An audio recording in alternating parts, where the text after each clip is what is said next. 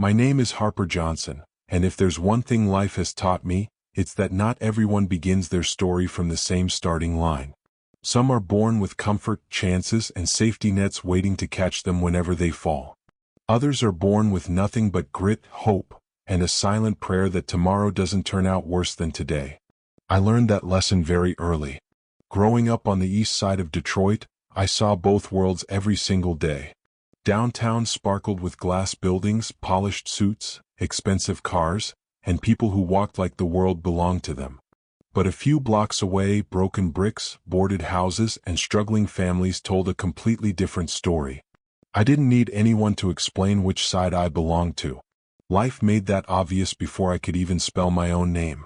I was raised by my mother, Maria Johnson, a woman who worked so much that sleep became a luxury she barely remembered. She took on whatever job she could find, sometimes 2 or even 3 at once. I watched her come home late at night, hands burned from harsh chemicals, shoes soaked from cleaning mop water, back aching from bending over classrooms and hotel hallways. Yet she still kissed my forehead, smiled, and told me I was her greatest blessing. To me, she was a superhero disguised as a tired woman with calloused hands. Our apartment was small, old, and noisy. The walls were thin enough to hear arguments next door, sirens echoed almost every night, and the radiators hissed like they were angry at surviving another winter. But despite all that, my mother tried to make it feel like home. She hung little sticky notes on the fridge with reminders like, "Keep going. You are more than what you see. Storms don't last forever." Sometimes I believed her. Other times I wondered if she wrote those messages for herself. School didn't help much. I wasn't bullied, but I wasn't seen either. I blended in like background furniture, present but unnoticed. Most kids talked about vacations, game consoles, mall weekends, and brand-name sneakers. I talked about library books and dreams I didn't know how to reach. We lived in the same city, but we lived in completely different worlds. My clothes came from community donations, and my shoes always seemed to wear out too fast. Lunchtime was the only time I wished I could disappear. Other kids unpacked sandwiches, snacks, and juice boxes branded with superheroes. I ate whatever school served, and if the portions were small, I told my stomach to wait until evening. It wasn't hunger that hurt the most, it was watching others throw away what I wished I had. Still, through all of it, my mother raised me to keep my heart soft. She reminded me not to envy, not to hate, not to compare. She used to say, "Harper, the world may try to harden you, but don't let it." Her strength confused me sometimes. How could a person break so many times and still stay whole? Most nights, she sat by the kitchen window with a cup of tea, staring outside like she was watching memories instead of traffic. I once asked her what she was thinking about. She smiled gently and whispered, "If I ever have enough strength, I'll tell you." She never did. Even though she never spoke much about her past, there was always a shadow behind her smile, not loud but impossible to ignore. I knew she was carrying something heavier than bills, rent, and exhaustion. Something deeper. Something personal. Something she wasn't ready to share. As for me, I found my escape in the one place where background characters like me could feel important. The library. Books didn't care where I came from. Pages didn't judge my clothes. Stories didn't laugh at my dreams. The library became my sanctuary, my therapist, my safe corner in a loud world. Whenever I walked through those wide wooden doors, it felt like waking up in a place where possibilities didn't require permission. There, I read stories about people who rose from nothing, stories about forgiveness, stories about abandoned children who later found purpose, stories about families that healed after long years of silence. I didn't know it back then, but every book I picked was connected to something I secretly longed for. Answers about belonging, identity, and why certain pieces in my life felt unfinished. Deep inside, I often wondered about my father. Not because I wanted gifts, money, or attention, but because I wanted to know who I looked like, who I laughed like, who I dreamed like. Mom never shared his name, not even once.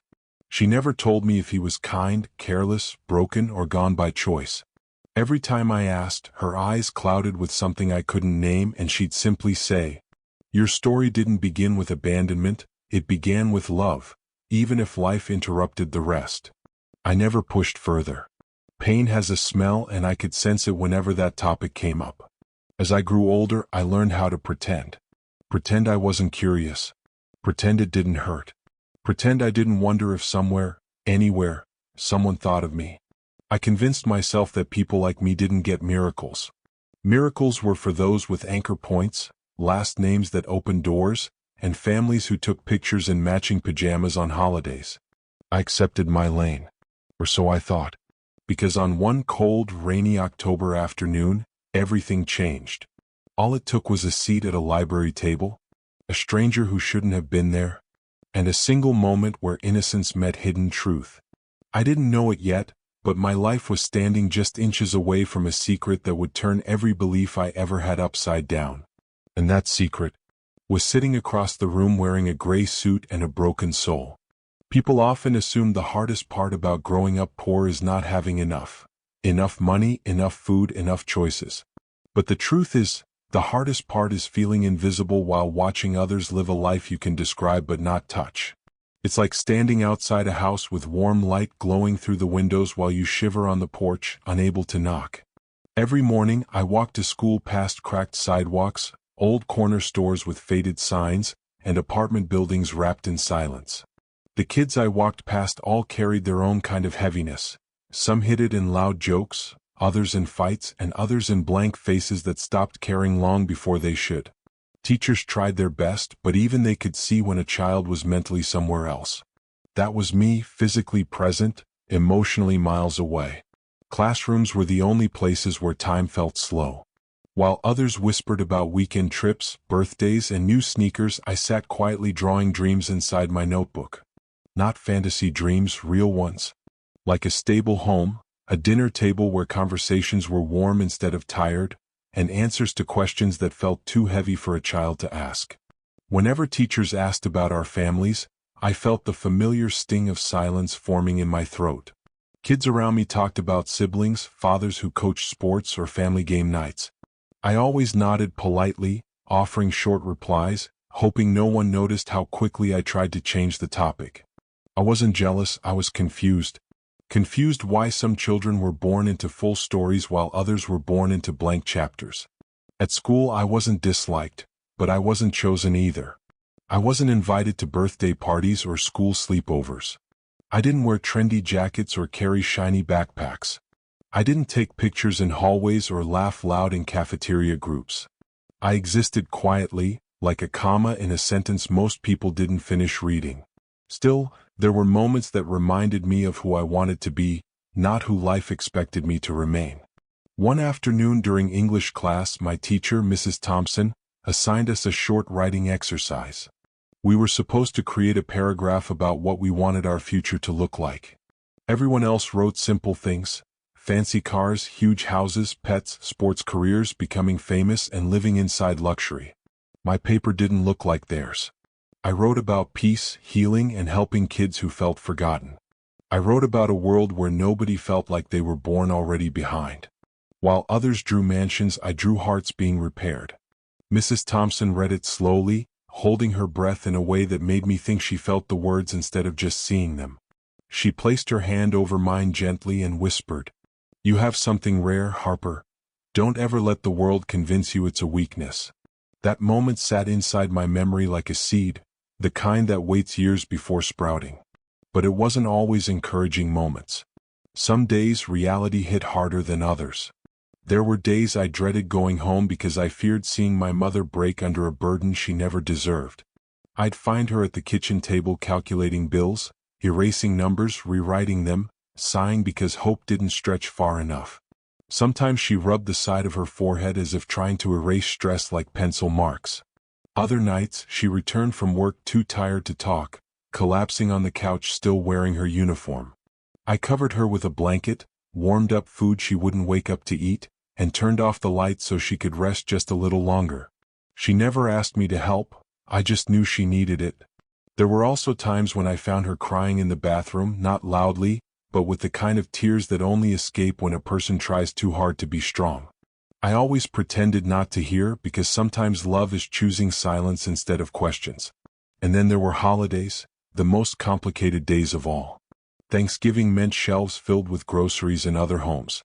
At ours, it meant simple meals seasoned with gratitude rather than plenty. And Christmas? That was the day I pretended not to want anything so she wouldn't feel like she failed. She'd save every extra dollar just to buy me a small gift, not because it was expected, but because she wanted me to feel normal even when our circumstances weren't. Despite everything, she never let bitterness live in our home. She talked more about hope than hurt, more about purpose than pain. But I could always sense that she carried a silent story, something she refused to unpack. Sometimes she looked at me as if she wanted to explain something but didn't know where to begin. Her eyes held history I was too young to understand, and she guarded that history like something that could change everything if spoken out loud. As I got older, I became more aware of the unspoken spaces between her words. For example, whenever people asked where my father was, she always answered kindly, never with anger. Not once did she curse his name, accuse him, or show resentment. She simply said, "Life separated us. Maybe one day destiny will explain why." I didn't know whether that meant he walked away, something happened to him, or if talking about him reopened an old wound. All I knew was that he existed somewhere, breathing in the same world as me. Did he know I existed? Did he imagine what I looked like? Did he ever wonder if I resembled him? Those thoughts didn't haunt me daily, but they visited often, especially at night when the world became quiet enough for inner voices to speak. My only escape was the place where stories held answers humans couldn't, the library. Any chance I got, I walked there, rain or cold, just to sit where my dreams felt possible. I spent hours disappearing into pages, studying characters who lost everything but still found reason to get back up. Some nights, I imagined myself as one of them, a girl with a painful beginning but a powerful future. A girl waiting for a plot twist instead of an ending. A girl standing on the edge of something she couldn't yet see. And I didn't know it then. But that plot twist was already walking into my story, only days away. His presence would slowly unravel everything my mother worked so hard to protect. I never forgot the first time I saw that man, that stranger with 1,000 stories hiding behind quiet eyes. At the time, I didn't know his name, his past, or what brought him to that park, but something in him pulled me closer like a silent whisper I wasn't meant to ignore. A week after my first trip with my notebook, I decided to go back to Lakefront Park the same day, same hour. The wind was sharp that afternoon, brushing through the tall trees and carrying the smell of frozen grass. I sat on the exact same bench, waiting, almost hoping he would appear. I don't know why, I just felt I needed to. At first he wasn't there. I thought maybe I had imagined it or he just happened to be passing by the first time. But just as I began to pack my things, I heard slow footsteps behind me. Heavy, dragging, tired. I turned my head and there he was. He wore the same dark wool coat, but this time his eyes were more distant, red, like he hadn't slept, like something had been tearing his mind apart all night long. His hands were tucked deep in his pockets, and his shoulders looked stiff as if the world was pressing down on him. He seemed startled when he saw me. "Oh, you're here again," he said gently, almost whispering as if his voice was fragile. "Yes," I replied, smiling nervously. "It's quieter here. Helps me write." Something in his expression changed, like the word "right" knocked on a door inside him. He sat down slowly, a few inches away, leaving a respectful silence between us. For a moment, neither of us spoke. The cold wind did all the talking. Then, without looking at me, he asked quietly, "What do you write about?" I hesitated. Most adults barely cared about what I liked, especially strangers. But my voice found honesty. About people, and why sometimes life makes them sad. He froze. Not for a second, longer, much longer. Like those words touched something raw. He cleared his throat and turned his gaze toward the lake, blinking slowly, the way someone does when trying to hold back emotion. "That's thoughtful. Most people don't notice sadness unless it affects them directly," he murmured. I tilted my head. "I think sadness is like a message. If people ignore it, it only gets louder." He turned and looked at me properly this time. Not the glance of a stranger, but the long, searching stare of someone who saw more than he expected. "You're very perceptive for your age," he finally said. I shrugged. "Maybe because I see it a lot." He seemed confused and curious but didn't push further. I noticed every tiny detail. The small scar near his jawline, the faint smell of expensive cologne even though his eyes looked like he slept on a church bench, and the watch, silver, elegant, yet almost too valuable compared to the rest of him. It didn't match the picture. None of him matched. After a deep breath, I finally asked what had been sitting at the edge of my mind. Do you come here because you're sad? He didn't answer immediately. Instead, he leaned forward, elbows on his knees, as if weighing whether telling the truth would break him or free him. Let's just say, he whispered, I used to have a life that looked perfect, and now I can't recognize myself anymore. Something about that statement sent a shiver through me, not fear but empathy. He wasn't a bad man. He was a broken one. But I still didn't know why. A long silence followed before I spoke again. My mom always says sad people are usually kind, because they don't ever want others to feel what they feel. He let out the weakest smile, one that hurt more than a frown. That's very wise advice, he said. Your mother sounds like a remarkable woman. Oh, she is, I replied. She works really hard. She barely sleeps. She's my hero. His eyes landed on my jacket. It was clean but faded, one size bigger, the zipper halfway broken. He didn't stare with pity, he stared with recognition. And that made me uncomfortable. Before I could say anything else, he changed the subject. So, what's your name? That was the moment I realized we hadn't even exchanged names. I'm Nia, I answered. He nodded, then paused as if debating whether he should share his. I'm Christopher, he said finally. But you can call me Chris. The name rolled off his tongue with a strange mixture of pride and shame. As if at one point in life that name opened doors, and now he wished it didn't exist. The wind picked up again, rattling dry leaves against the pavement. I noticed his hands shaking, not from cold but from something deeper. A fight happening inside his body. To lighten the moment, I asked, what did you used to do before things changed? He closed his eyes slowly, breathing in, breathing out. Then he said just 4 words. I used to lead. Before I could ask what that meant, he stood up, tugging his coat like he needed to leave before his mouth said too much. It was nice talking to you, Nia, he said softly. You too. Will I see you again? He paused. I don't know, but you're someone worth talking to.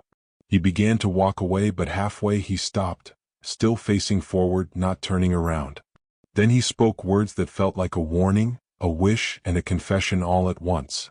If life ever hands you something heavy, don't carry it alone. And just like that, he walked out of sight, leaving me full of questions, full of worry, and full of an unexplainable pull toward a stranger whose sadness felt familiar.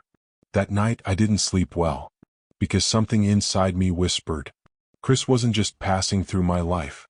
He was about to change it. For the next few days, Chris's words kept echoing in my mind like a soft warning I didn't fully understand. If life ever hands you something heavy, don't carry it alone. I didn't know why, but those words didn't feel random. They felt like they came from someone who once carried something alone, and paid the price. At school, while everyone else talked about new shoes, weekend parties, or the latest phone trend, my mind wandered back to that park bench. I wondered if he was okay. I wondered if he had slept. I wondered if his heart still felt like it was buried under something he couldn't shake off. That afternoon, instead of going straight home, I returned to the park again. Same bench. Same cold breeze. Same sound of the lake tapping the shoreline. That place now felt like a doorway between 2 lives. Mine and the mystery he refused to speak about. For almost 30 minutes he didn't show. I convinced myself he wouldn't return. But then, I heard the slow, dragging footsteps again. He appeared from the left side of the walkway wearing different clothes this time, cleaner, slightly more formal, and his hair was combed like someone who tried to look normal but gave up halfway. When his eyes met mine, something in his expression softened, like a man surprised that someone actually waited for him. You came back, he said. I guess I did. He sat down slowly, letting out a tired sigh that sounded older than both of us. Not many people return to the same hurt twice, he murmured, staring at the lake. I wasn't hurt, I replied. Just curious. He gave a tiny smile, barely there. You're not like other kids. I shrugged. Maybe other kids don't listen. He didn't deny it, he just kept staring at the water like it held memories only he could see. After a long, quiet pause, I asked carefully, "Are you sick?" His eyebrows raised slightly, surprised by the directness. "Sick?" he repeated. "Yes. Not just body sick. Heart sick. Mind sick. Life sick." He looked down at his hands, exhaled slowly, then whispered, "Maybe all of the above." I felt my chest tighten. Not because I pitied him, but because he answered honestly, something adults rarely did with me. For a full minute, neither of us spoke. Then I said, "You said you used to lead. What does that mean?" He leaned back against the bench, his jaw tightening slightly. "It means I used to be someone people expected miracles from," he said. I frowned. "Like a teacher? A coach?" "No," he whispered. "Someone with power. Someone people trusted. Someone who was supposed to have answers." Something about the way he spoke made goosebumps rise on my arms. Not because he was dangerous, but because that kind of pain didn't come from failure, it came from falling from heights most people would never reach. His voice trembled just enough to reveal what he didn't say. "When you're at the top, people believe you're invincible," he said. "But when you fall, the world watches, and they never forget." Silence. Heavy. Cold. Sure. I didn't know what to say, so I opened my notebook instead. He looked at it curiously. "You write your own thoughts?" he asked. "Sometimes," I answered. "Sometimes I write what I wish someone would say." He nodded as if he understood perfectly. "May I read something?" he asked softly. My instinct was to protect my notebook. It held my feelings like a diary no one was ever meant to open. But something inside whispered that letting him read might not break me, it might free him. I tore out a page and handed it to him. It was a poem I had written the week before. He read it slowly, his eyes tracing every word like fragile glass. "Some smiles are broken mirrors, reflecting what hurt created. Some hearts are quiet houses, where nobody visits anymore." Asterisk. When he finished, he swallowed hard and turned away, wiping his eyes so discreetly that most people wouldn't have noticed. But I did. "That," he whispered, "is exactly what it feels like." Then for the first time he said something that made my world pause. "You know, Nia, you remind me of someone." "Who?" He didn't answer right away. Instead he said, "Someone I failed." He stood up suddenly, walking a few steps away. His fists clenched, his shoulders tight, his breathing uneven. I didn't chase him. I let him fight the storm inside. After almost a full minute, he turned back, calmer, but with a ghost behind his eyes. "You shouldn't be near people who are falling apart," he said. "Maybe people falling apart are the ones who need someone most," I replied. He stared at me, shocked, maybe grateful, and sat down again. Then he asked the question no stranger ever asks. "What hurts you, Nia?" My throat thickened. I wasn't expecting that. Most adults only noticed visible wounds, not invisible ones. So I told him. "My mom works 2 jobs, I whispered. "Sometimes she comes home with her eyes swollen from crying and says it's just allergies. But I know better." His face changed, struck like that felt too familiar. I continued, voice shaking just slightly. "I hate seeing her pretend she's okay just so I won't worry." He didn't comment. He didn't interrupt. He didn't give a motivational speech. He simply said, "I understand that more than you know." The wind grew colder, rustling leaves around our feet. Something about that moment felt like we weren't just 2 strangers talking. We were 2 souls who recognized each other's bruises. Then he looked at me with an expression that wasn't sadness anymore, it was fear. "Nia, if anyone ever makes your mother feel small, promise me something." "What?" "Stand with her," he whispered. "Even if she breaks, don't let her break alone." I nodded slowly. But I didn't understand why his voice cracked while saying it. He checked his watch, the expensive one he didn't seem proud of, and stood up again. "I have to go," he said. "Will you come back?" I asked. He hesitated, then said the most confusing and haunting answer. "If I don't, it's not because I don't want to, it's because someone like me shouldn't bring storms into your life." And before I could ask what storm he meant, he walked away again. leaving me with more questions than answers. The next few days felt different, like something inside me had shifted without my permission. I still went to school, still completed homework, still helped Mom with chores, but my mind kept circling back to that broken-hearted man at the park. I didn't know why I cared so much, but it felt like somewhere deep inside I already knew his sadness wasn't just his, it was connected to mine. By Friday afternoon, a strange heaviness pulled at my chest. I walked home carrying thoughts instead of books. When I entered our small apartment, the lights were dim and the air smelled like reheated noodles. Mom was sitting on the couch, staring at a bill she tried to hide the moment she saw me. "Hey, sweetheart," she said, forcing a smile so gentle it hurt. "How was school?" I didn't answer immediately. I sat beside her and leaned my head on her shoulder. "You don't have to pretend with me," I whispered. Her eyes blinked rapidly, fighting tears. "I'm not pretending," she said softly. "I'm just trying." Those words stung more than anything because they were true. She was trying so hard that it was slowly breaking her. For a moment, I wanted to tell her about Chris, how his sadness matched ours, but something held me back. Instinct, maybe. Something told me I needed to understand more before sharing anything. She went to bed early and I stayed awake, replaying his sentence inside my head. "If I don't come back, it's because someone like me shouldn't bring storms into your life." But what if he was the one standing in the rain? The next morning I made up my mind. I bundled up, grabbed my notebook and headed to Lakefront Park again. It was colder than usual, the sky covered with low gray clouds like someone painted sadness across the entire horizon. I sat on the bench, our bench, and waited. 5 minutes turned into 30. 30 turned into an hour. I told myself he wouldn't show. That maybe I had imagined the connection. That maybe I should stop caring. But just as I pulled my scarf tighter around my neck, I saw him. Slow steps. Deep breaths.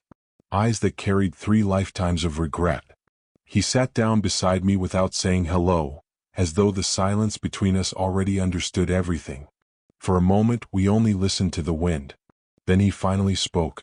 "You shouldn't wait for people like me, Nia." I turned toward him. "And why not?"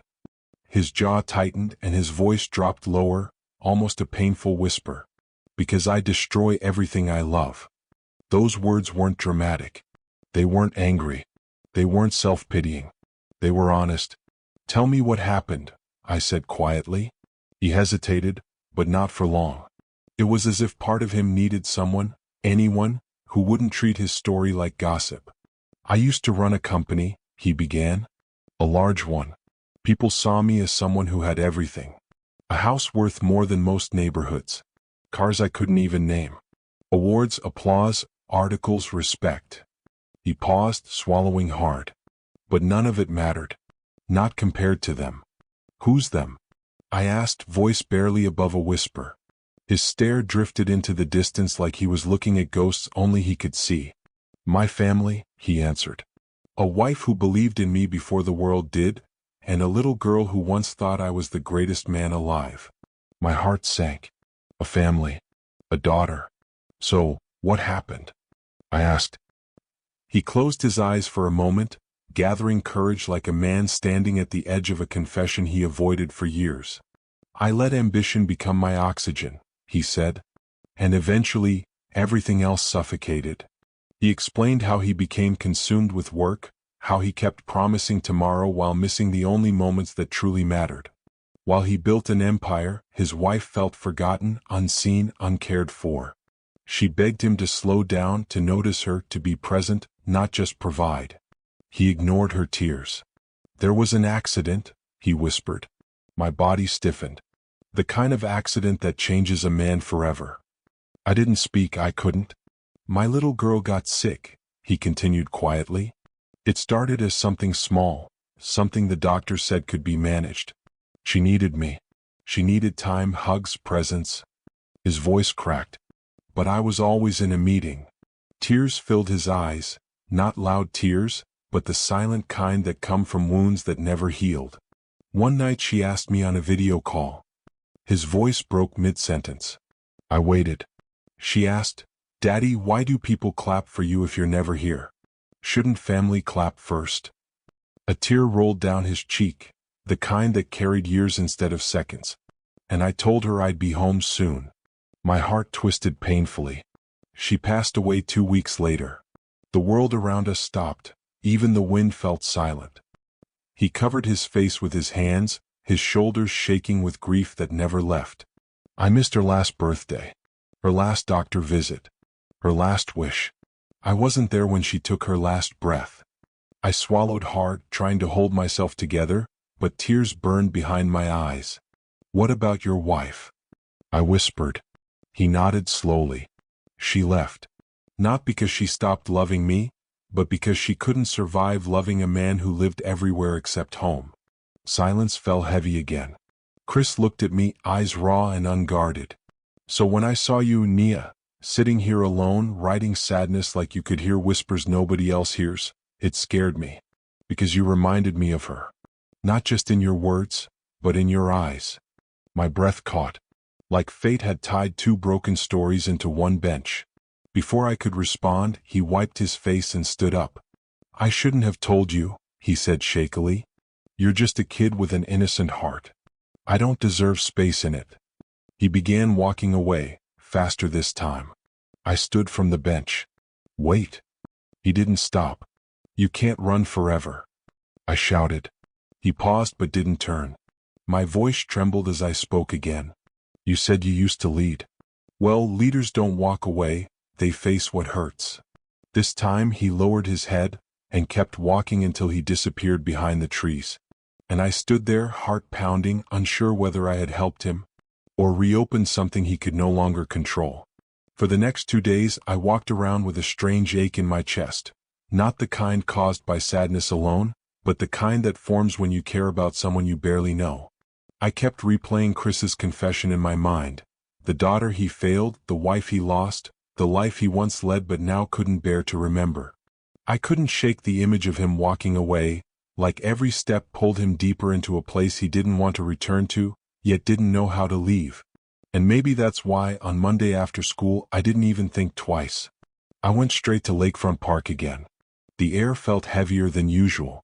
The clouds hung low, and a cold wind whipped through the trees like nature was whispering secrets. I sat down on our bench, hugging my notebook close to my chest. I didn't know if he would come.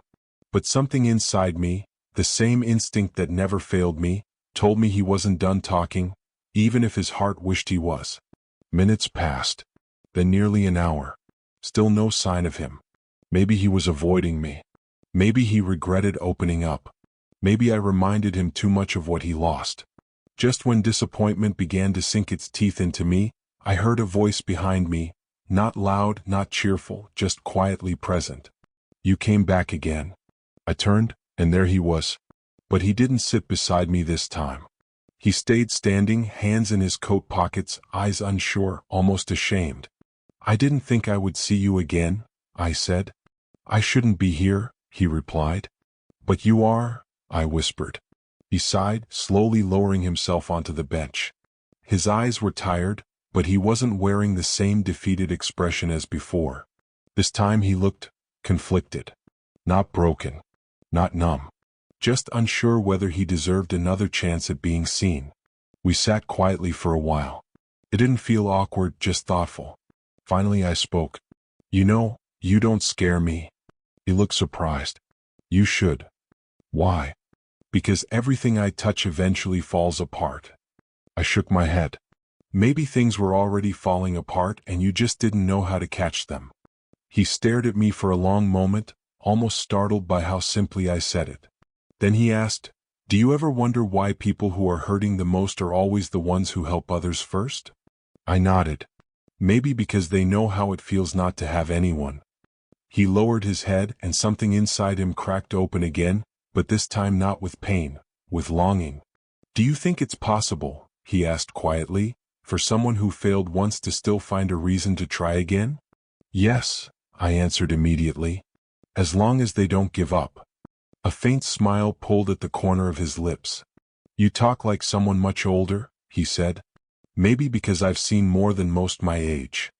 That comment made him pause. Again, like my words knocked on a door inside him that had been closed for too long. Then, out of nowhere, he handed me something, small, silver, slightly scratched. A pendant. "This belonged to my daughter," he whispered. "Her name was engraved on the back." I froze, afraid to even touch it. "Why are you giving this to me?" I asked. "I'm not giving it away," he said gently. "I want to show it to you because I haven't shown it to anyone in years. I kept it hidden because I didn't feel worthy of remembering her." With trembling fingers, I turned the pendant over. There was a name. But I won't write it here, because my voice caught in my throat when I read it. The name was shockingly close to mine. Not the same, but close enough that fate suddenly didn't feel random anymore. I looked up at him slowly. He was watching me, not with fear but with a quiet realization he didn't know how to explain. "I hope that doesn't make you uncomfortable," he whispered.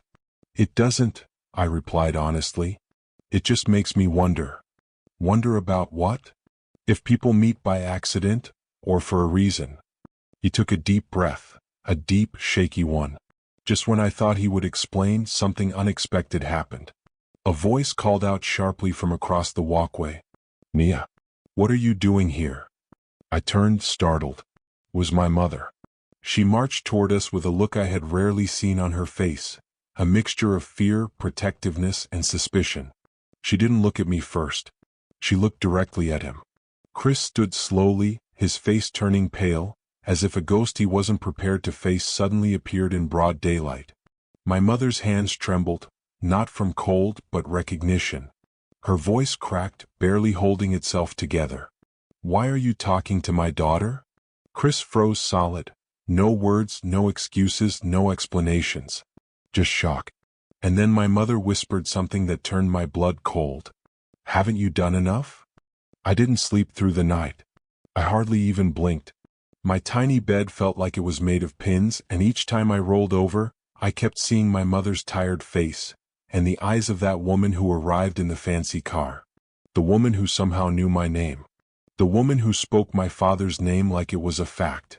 The woman who asked if I remembered him. How could I remember someone I never met? Morning came, and the sun felt too bright for the storm that was building inside me. At school I couldn't focus. My teacher kept calling my name, but it sounded like it was coming from underwater. Even my friends noticed how quiet I was. I usually laughed the loudest, but today I didn't even force a smile. When the closing bell rang, everyone rushed outside while I slowly packed my bag like I was preparing for a journey I wasn't ready to take. As soon as I stepped outside, I saw something that made me freeze. A different car this time, not the same black luxury one from yesterday, but still expensive, still intimidating. A man stepped out. Tall, suit perfectly pressed, shoes shining like glass. He scanned the crowd until his eyes landed on me. "Are you Nia?" he asked. My heart started racing. "Yes. I was asked to pick you up." "By who?" He didn't answer. Instead, he opened the back door. Everything in me screamed don't get in, but something whispered this is connected, and you need answers. So I did. The car door shut and we drove in silence. No radio, no small talk, just the smooth hum of wealth. My hands shook as I held my bag. I thought of jumping out, screaming, running, anything, but deep down I was tired of not knowing the truth. We arrived at a quiet location far from my neighborhood. A hotel, tall, white, polished, guarded like a place people went to disappear when life was too complicated. Inside, I was escorted to a private lounge. The air smelled like expensive perfume, not the cleaning detergent from home. Then, she appeared again. The same woman from yesterday. She smiled like she had been waiting her whole life for me to walk through that door. "Nia, I'm glad you came." I didn't sit. I didn't smile. I didn't fake politeness. "I want the truth," I said. "Right now." She sighed softly, then walked closer, her voice lowering. "My name is Mrs. Lawson.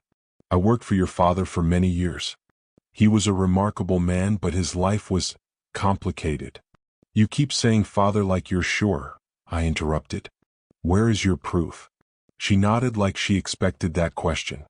"You look like him, speak like him, and were born exactly when he suddenly vanished from public life. But the final proof is something only you can provide." "What proof?" She reached into her bag, pulled out a small envelope, and handed it to me. My fingertips tingled as I opened it. Inside was a single paper, a request form. Not homework, not adoption papers. A DNA test authorization. I felt dizzy. She stepped closer. Before he disappeared, your father left instructions. He said if he ever failed to return to his company or family, someone must find you and confirm your identity. Why now? I whispered. Why after all these years? Her voice dropped to almost a whisper. Because someone found him. The room seemed to tilt. Found? She looked away for a moment, then forced herself to meet my eyes. He's alive, but barely. He's being kept somewhere, and we believe his disappearance wasn't an accident. My knees buckled. I sat slowly, afraid I might fall. For years, I imagined my father somewhere living his best life, wealthy and carefree, forgetting we even existed. But now I was hearing something darker, something terrifying. Why do you need me? You are the only known biological link, she replied. Without proof that you are his child, we cannot open his private accounts, access his recordings, or use his emergency documents. There are legal walls blocking everything. My voice trembled. So, you need me to save him? Yes, she answered honestly. And without you we cannot move forward. Everything inside me spun. My life had been simple, painful, but predictable. And suddenly I was standing in a world built by money, secrets, betrayal, and danger, and I was the missing key. I thought of my mother, her tears, her silence, her refusal to mention my father. I whispered, "Did my mom know?" "Yes," she replied. "And she had her reasons. Reasons I believe she is finally ready to explain." My heartbeat echoed in my ears. "Where is she?" "She's safe," the woman answered. "And she asked to speak with you tonight. But first, you need to decide something." "What?" She placed the DNA document on the glass table and held out a pen. "If you sign, everything changes." I stared at the paper. My hand shook. I was terrified, confused, angry, but something inside me whispered, "This is your moment, Nia." I slowly reached for the pen, and just when the tip touched the paper, a loud bang echoed from the hallway, followed by hurried footsteps and someone shouting my name. I froze. My life was no longer normal, and there was no turning back. That sudden shout sent panic racing through my entire body. I dropped the pen, nearly knocking the glass table over. The woman, Mrs. Lawson, rushed toward the door with quick, controlled steps, as if she had trained her whole life for emergencies like this. The door flew open before she could reach it. And there, standing in the doorway, breathing fast with tears in her eyes, was my mother. I had never seen her like that. Not scared, not tired, not protective, but broken, as if she had been running from her past and finally got caught. "Nia," her voice cracked, "pack your things. We're leaving." The room felt like it was filled with two hurricanes, one quiet, one loud, colliding. I didn't move. I just stared at her. Mrs. Lawson stepped forward calmly. "She deserves to know the truth." My mother snapped back, her voice thick with emotion. "No. She deserves peace." I suddenly realized they knew each other. This wasn't new. This wasn't chance. This was history. "Mom," I whispered, voice trembling, "did you know about all this?" Her eyes filled instantly, like she had been carrying an ocean she could no longer hold. "Yes," she whispered, barely able to speak. The floor under me seemed to disappear. I felt betrayed, confused, angry, lost. "You knew my father? You knew he was alive? You knew someone was looking for me?" She shook her head, crying harder. "You don't understand." "No," I said, my voice rising. "I don't understand because you never told me anything." Mrs. Lawson stepped back, letting us speak, but she didn't leave. She needed this confession as much as I did. My mother reached for me and I stepped away, which hurt both of us instantly. Her voice trembled as she tried to hold herself together. "I kept you safe, Nia. I didn't hide your father because I hated him. I hid him because I loved him." Silence. It pierced deeper than any scream. She sank into the chair like her strength had finally left her. When she spoke again, she sounded like a woman revisiting a grave she never allowed herself to mourn. "I met him when he wasn't famous, before the world knew his name, before the money, before the cameras. He was kind, gentle, broken in ways no one ever noticed. He trusted me. We were happy. She paused, breathing shakily. And then, everything changed. Business partners, people he trusted, they wanted control. They wanted him out of the picture. When they realized he was leaving everything to his future family, not them, they threatened him. He thought they were bluffing, until that night. I leaned closer, my heart pounding. What night? The night he disappeared, she whispered. He came to me shaking, terrified, begging me to take you and run if anything ever happened. He said he was going to confront them and fix everything. Tears poured down her face like she was reliving it in real time. He never came back. But the threats did. She wiped her face, hands trembling. I thought he was dead. I wanted to go to the police, but every officer I spoke to suddenly went silent, like someone paid to shut them up. Then strange cars began parking near our home. Men watched us. I was pregnant, alone, terrified. So I disappeared. I became invisible. Her voice cracked as she looked deeply into my eyes. I sacrificed the truth so you could live. Those words cut through my anger like a blade. I felt my breath shake. She wasn't hiding the truth to hurt me. She was hiding the truth because someone else was willing to destroy us. So why now? I whispered. Why couldn't you tell me when I got older? She swallowed hard. Because 2 months ago, I received a message. No signature. Just one line. He's not dead. Everything I felt shattered and rebuilt at the same time. Fear, hope, rage, love, confusion, all in one heartbeat. Mrs. Lawson quietly moved closer. He's alive, but his condition is critical. And the people who took him never expected us to find the last person who could unlock his failsafe. My mother looked at the DNA form on the table. Then she looked at me. Not as a child. Not as someone to protect. But as the only person who could change the ending of a story none of us asked to be part of. Nia, she said softly, this decision is yours. If you sign, you walk into a world that stole everything from us. A world filled with danger, greed, and secrets bigger than both of us. I can't promise safety. I can't promise peace. All I can promise is that you will learn the truth, even if that truth hurts. My legs were shaking, but I stood up slowly. I looked at my mother, the woman who protected me with silence. I looked at Mrs. Lawson, the woman who carried knowledge like a heavy key. Then I looked at the paper. My voice was steady, but a tear rolled down my cheek.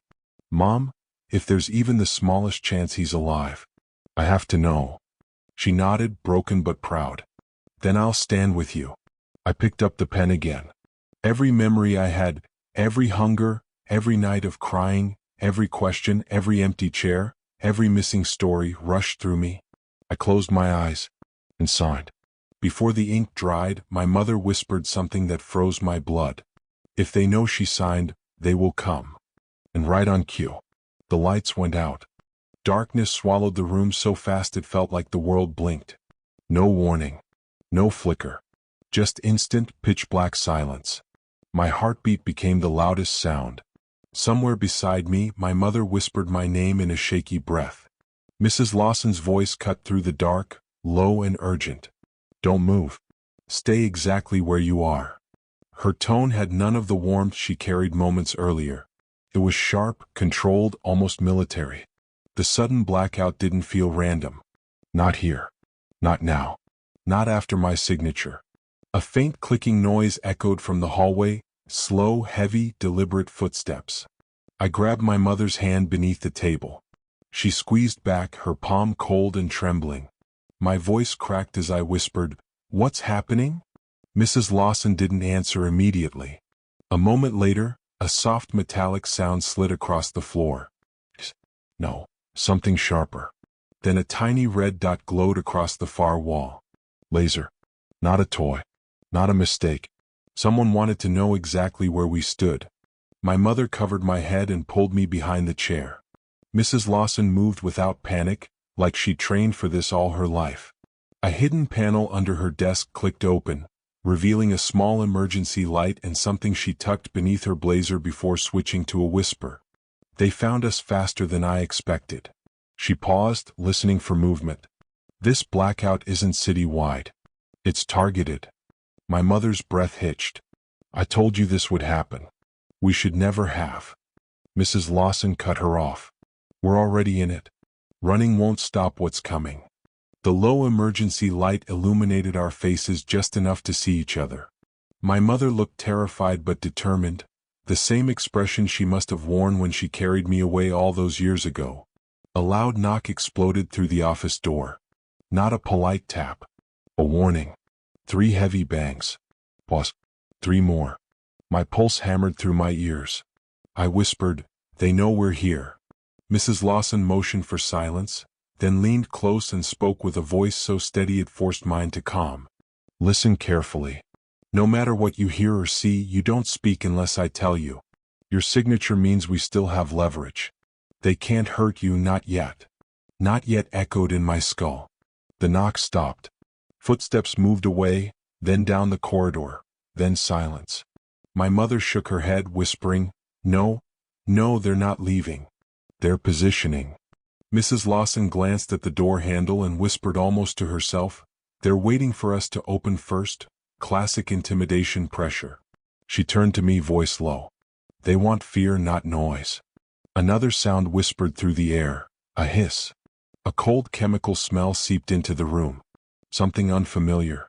Something dangerous. My mother's eyes widened. "They're trying to smoke us out." Mrs. Lawson immediately pulled us toward a small back room hidden behind a filing cabinet that looked too heavy to move, until she slid it open with one hand, like it was built into a track. Inside was a narrow stairwell, dimly lit by emergency lights. "This building is older than they know," she murmured. "We go down, not out." We hurried inside, closing the panel behind us. The air downstairs felt heavy and dusty, but it didn't burn our lungs like the chemical outside. The stairwell led us to a small underground hallway lined with boxes, metal cabinets, and old and used office supplies. Mrs. Lawson unlocked a steel door at the end using a code pad beneath a false switch plate. The door clicked and opened into a small, sealed room with maps, old case files, a safe, and 2 thick chairs bolted to the floor. It looked less like an office and more like a hidden operations bunker. I finally spoke, voice still shaking. "Who are you really?" Mrs. Lawson turned slowly, studying my face. "I'm the person your father trusted when he realized he couldn't trust anyone else." She opened a drawer and pulled out a file marked with a single name written in bold black ink. Collins. My father's last name. My mother covered her face, crying silently while Mrs. Lawson opened the file and placed it on the table. Inside were documents, photos, maps, and pages covered in handwritten notes. They weren't gathered casually. They looked like evidence built over years, maybe decades. Mrs. Lawson spoke softly, but each word hit like a heavy truth. "I never stopped searching for him, even when the world called it a lost case." She slid a photo toward me. It was grainy, taken from what looked like a surveillance camera. A man sitting in a wheelchair, head lowered, hands frail, guarded by 2 men in suits. I froze. Even in poor quality, something about him felt familiar. The shape of his shoulders, the curve of his jawline, the quiet sight of someone who once carried hope. "That photo was taken 3 years ago," she said. "He's alive, but he's not free." My mother sank into the chair, whispering through tears, "I never wanted her to carry this burden." Mrs. Lawson placed her hand gently on my mother's shoulder. "She was always going to carry it. The difference now is she won't carry it alone." Then she looked directly at me. "You aren't just his daughter. You are his legal protection. Everything they tried to steal becomes vulnerable the moment we prove your identity." Her eyes hardened with purpose. "But they will do everything to stop us from completing that proof." I swallowed hard. "So what happens next?" She reached into the safe, pulling out a sealed envelope labeled, "Final directive, open only when signature is confirmed." She laid it on the table. The room grew silent, as if even the walls were listening. My mother whispered, "What's inside?" Mrs. Lawson exhaled. "The one message your father prepared, in case tonight ever happened." My pulse raced. My signature wasn't just a test. It was a trigger. Mrs. Lawson broke the seal. As she unfolded the paper, her eyes widened, then filled with something I couldn't read. Fear. Shock. Oh. Regret? All of them? She slowly handed it to me. My hands shook as I held it, and before my eyes even finished reading the first line, everything I believed about my father changed. My fingers trembled as I held the letter, not because of the paper itself, but because it felt like I was holding someone's last breath. Someone who should have been here to say these words, but couldn't. The top of the page was handwritten, the strokes uneven, shaken, as if every word cost him something. I swallowed hard and began to read silently while my mother and Mrs. Lawson watched like the room's oxygen depended on my reaction. If you are reading this, it means I failed to return in time. But it also means my daughter survived. I gasped, covering my mouth.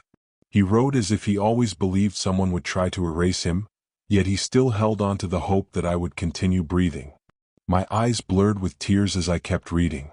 My little girl, I have dreamed of meeting you every day. I don't know how old you are now, or if you still cuddle a blanket, or if you look like your mother, or if you have her stubborn courage, but I know this, you were never a mistake. The words shattered every piece of doubt I had ever carried. Every moment I blamed myself without knowing I had. My mother pressed her fist against her lips, trying not to sob out loud. I read on. If the world ever puts you in front of this letter, it means the danger around you is active. Trust no one outside of who your heart confirms. People will pretend to help, but their loyalty was bought long before you were born. Mrs. Lawson's jaw tightened, not with offense, but with agreement. Then the next line stopped me cold. There is something you must recover before they do, something I left behind only for you. My heartbeat stumbled. Mrs. Lawson leaned closer, her tone serious but calm. What does it say next? I kept reading, but the message suddenly shifted tone, like it wasn't written for a daughter, but for someone about to step into a war she never trained for. Do not search for me if your heart is not ready. They will use your hope as their weapon. You must first uncover the truth buried in the place where my life began, and where theirs began too. I paused. What place?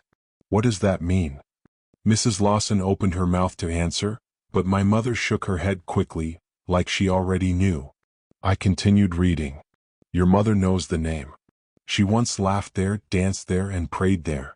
It is the only place left untouched by their corruption. Go there before they do. My mother suddenly stood up, pacing, her hands on her head as if trying to hold her mind together. No, he didn't mean that place. He wouldn't drag her back into that town. Town? I asked, my voice rising with adrenaline. Which town? She didn't answer. Instead, she walked toward the far wall, turned away from us, and wiped her face like she was trying to erase old memories. Mrs. Lawson looked at me, nodding gently. Finish reading. My eyes returned to the page, and one line burned into my chest like fire across ice. If they ever tell you I abandoned you, don't believe them. I traded my life to protect yours. At that moment, my knees weakened and I sank into the chair. Every angry thought I had ever whispered, every night I cried wishing he cared, every minute I imagined he chose to disappear, collapsed under one truth. He loved me, so much that it cost him everything. My tears fell onto the bottom portion of the letter, causing the ink to bleed slightly. There were 2 final sentences, but only the first was clear. Do not let fear guide you. Your identity is their greatest threat. The last sentence, however, was partially smudged, the ink blurred as if he wrote it while running out of time. Only fragments were readable. If she ever finds out, don't trust blood. Suddenly, everything inside me froze. She. Blood. Oh, my mother? Another relative? A woman involved? Someone who once protected him, or betrayed him. Before I could speak, the emergency lights flickered. A low alert beep echoed through the bunker, not from the door, not from the lights, but from a small device on the wall. Mrs. Lawson's head snapped toward it. Her voice dropped instantly into command tone. That's a breach alert. They're inside the building. My mother rushed to me, gripping my shoulders with trembling hands. You are not going anywhere until I know she's safe. The same she from the letter? A third woman in this story? My voice cracked with fear and confusion. Mom, who is he talking about? Who shouldn't I trust? Her eyes closed tightly, tears escaping. Nia. I didn't think that part would ever surface. I thought we had escaped her shadow. Who is she? I demanded. When my mother opened her eyes again, they held a fear I had never seen. Not of people, not of danger, but of a truth she never wanted to speak aloud. She's someone with our blood, but not with our heart. Before I could ask more, Mrs. Lawson's voice cut in. We move now. We can't stay underground any longer. The bunker lights switched to red, an evacuation signal. Mrs. Lawson grabbed a secure duffel bag from beneath the table, glanced at me, then at my mother. Whatever answer you owe her, it must wait. Because the people upstairs aren't here to threaten anymore, they're here to capture. I clutched the letter against my chest. My father's words were no longer just history. They were instructions. And someone out there, someone connected to us, was part of the reason he vanished. The red evacuation lights painted everything in a terrifying glow, like the room was bleeding. The alarm tone wasn't loud but slow, like a warning meant for people who already understood what it meant. Mrs. Lawson grabbed my arm gently. We moved quickly but silently. Do not speak unless necessary. My mother stayed right behind me, clutching her small cross necklace as though it was the only anchor she had left. I could hear her breathing shift between fear and pure determination, the same rhythm that probably kept us alive all these years. Mrs. Lawson led us toward a hidden exit door at the far end of the bunker. She typed a code, then scanned a badge, then pressed her thumb against the sensor. The locks released with a metallic hiss, and a narrow concrete hallway appeared. This corridor leads outside the building, she whispered, but once we're out there, we are no longer protected by walls. Everything changes. I nodded, holding the letter tightly against my chest like it wasn't just paper, but part of my father's heartbeat. We stepped inside and the door closed behind us, sealing off everything familiar. The hallway was cold, silent, and lit by weak fluorescent lights that flickered as though someone could cut the power any second. We walked quickly, our footsteps echoing in rhythm, like time was counting down with us. Halfway through, my mother whispered, barely audible. I prayed she would never find us. I stopped. Mom, you keep saying she. I need to know who he met. She looked like the words physically hurt. She is connected to you by blood, but she does not love you. She never wanted you born. She wanted control, not family. Cold chills tore through me. A relative? My mother lowered her eyes. Yes. I opened my mouth to ask more, but Mrs. Lawson raised a hand sharply, signaling silence. Voices. At the far end of the corridor, faint echoes grew louder. Male voices, slow, confident, hunting. Mrs. Lawson quickly ushered us through a side doorway that blended into the wall. Inside was a small maintenance shaft with metal stairs descending downward. We're not going outside anymore, she whispered. They predicted that route. My mother's voice trembled. So where are we going? Mrs. Lawson didn't hesitate. Somewhere they won't look, the train tunnels. My stomach tightened. You mean the abandoned ones? Yes. The living avoid them. The dangerous avoid them. Which makes them perfect. We hurried down the metal stairs. The deeper we went, the colder the air became.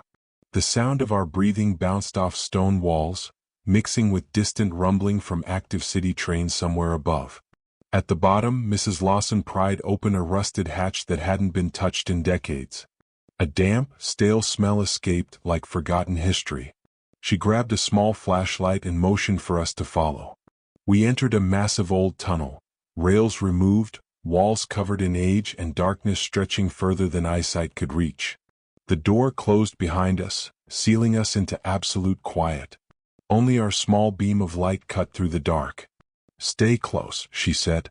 After several minutes, we reached a small alcove built into the wall, originally used for workers to step aside from passing trains decades ago.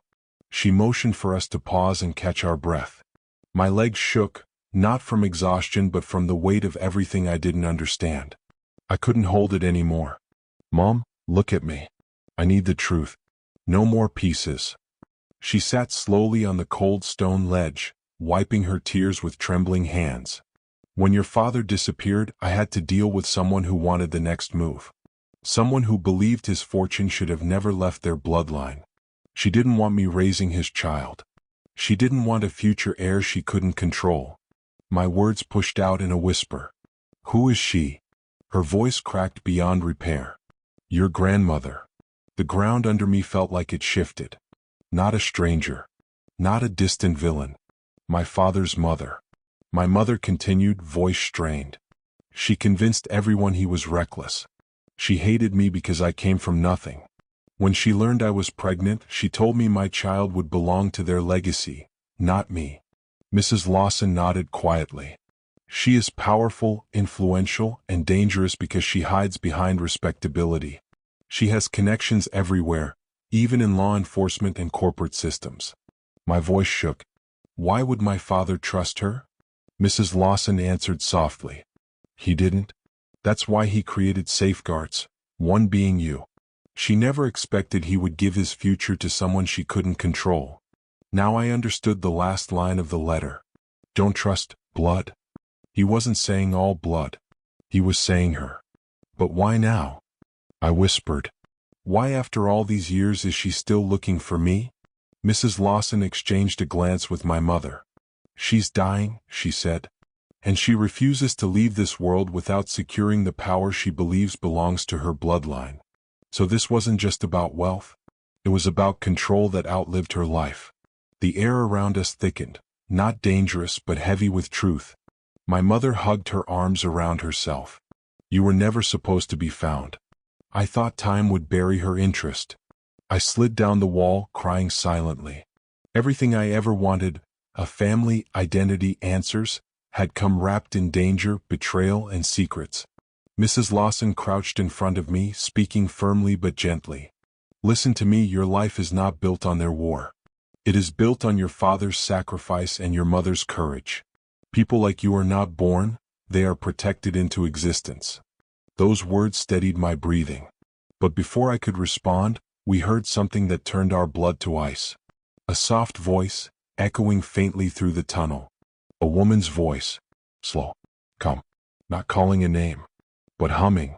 A lullaby. My mother's face drained of color. I know that sound, she whispered. Mrs. Lawson stood instantly ready. Don't speak, she commanded. The humming grew louder, closer, familiar only to my mother. Then the voice finally spoke, chilling, calm, deliberate. Come out, child. Your family is waiting.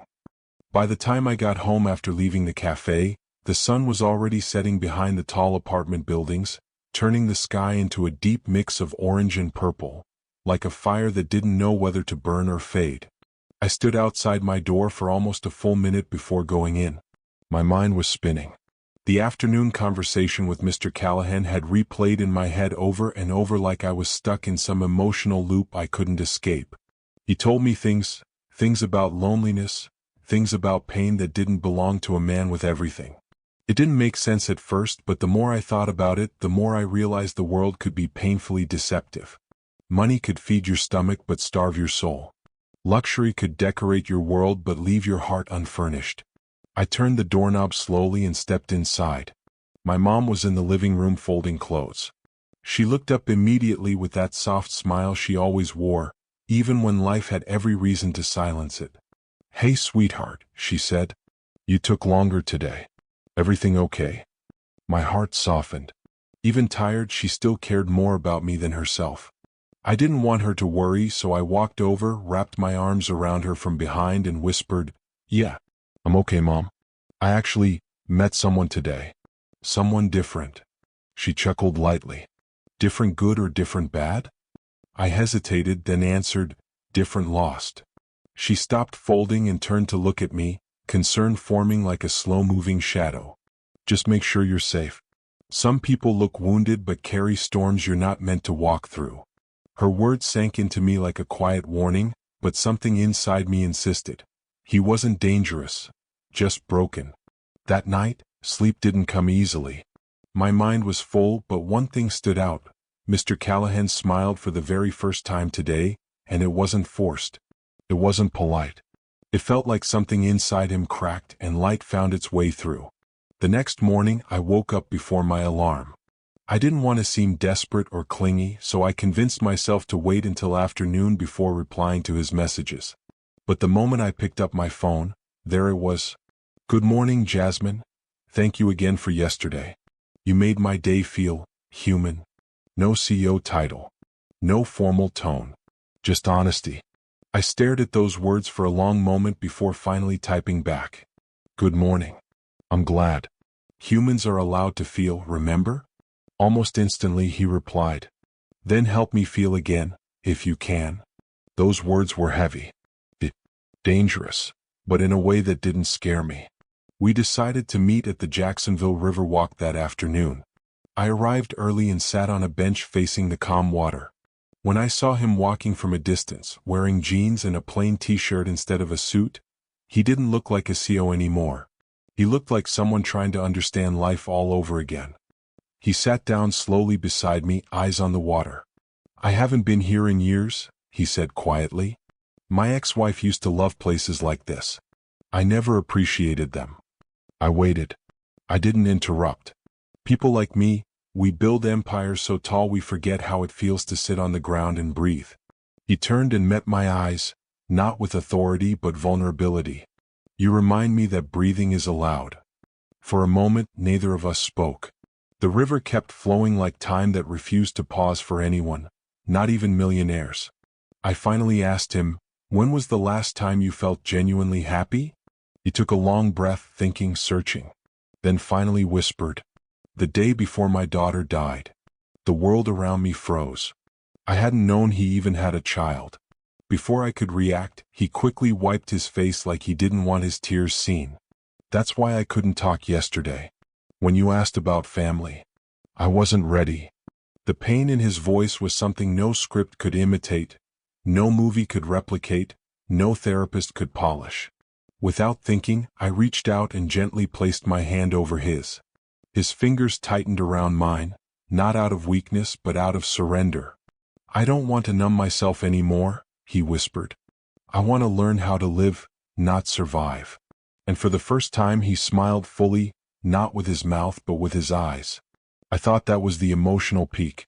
But something happened right after that changed everything. Just as we stood up and started walking, a woman holding a stroller walked nearby and suddenly froze when she recognized him. Her voice shook, loud enough for anyone passing to hear. "Oh my God, it's you. Why are you here? After what happened, don't tell me you're pretending to be normal now." He instantly released my hand. His face turned pale. My heartbeat stopped. Who was this woman? What did she mean by after what happened? And what was he pretending to be? Her next sentence made my stomach drop. "People don't forget the man who abandoned his family at the worst possible time." Her words hit the air like thunder without warning, loud enough to silence everything inside me. People don't forget the man who abandoned his family at the worst possible time. I felt the world around us freeze. The river, the wind, the distant footsteps. Everything suddenly felt like it was holding its breath. The woman stood there with sharp eyes, like she had been waiting years for this very moment. She wasn't yelling, but every syllable held bitterness so deep it sounded rehearsed.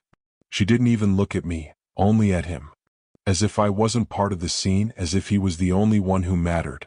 He didn't defend himself. He stayed quiet. And that silence scared me more than her accusation. I carefully stepped closer to him. "Is everything okay?" I whispered, though the answer already felt obvious. He didn't look at me, not once. He kept his eyes on the ground, jaw clenched, breathing uneven.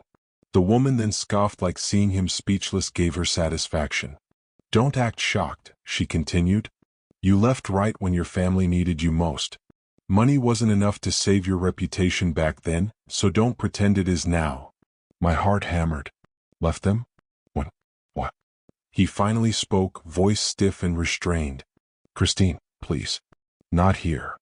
Christine." So she knew him personally. She rolled her eyes. "Oh, so now you care about place and timing? You didn't care when it mattered."